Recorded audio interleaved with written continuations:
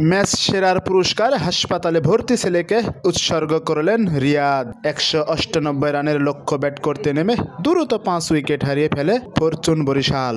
পরে মাহমুদুল্লাহ রিয়াদ 26 বলে 56 রানের অপরাজিত ইনিংস খেলেন।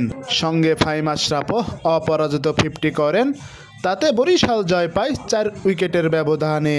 আসরের উদ্বোধনী ম্যাচে টস হেরে আগে ব্যাট করতে নেমে নির্ধারিত 20 ওভারে 3 উইকেট হারিয়ে 197 রান করেন দুর্বার রাজশাহী।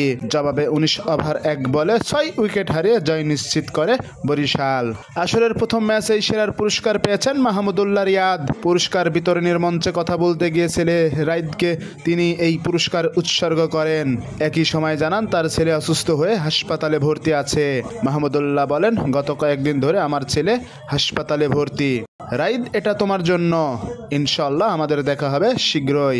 এই পুরস্কার তোমার, বাবা তোমাকে ভালোবেসে। দলের জয়ে সবার কৃতিত্ব দেখছেন মাহমুদুল্লাহ। তিনি বলেন, দলের জন্য এই ধরনের ইনিংস খেলার সামর্থ্য দেওয়ার জন্য প্রথমেই আমি সর্বশক্তিমান আল্লাহর প্রতি কৃতজ্ঞতা জানাই। আমি মনে করি এটা আমাদের ভালো শুরু।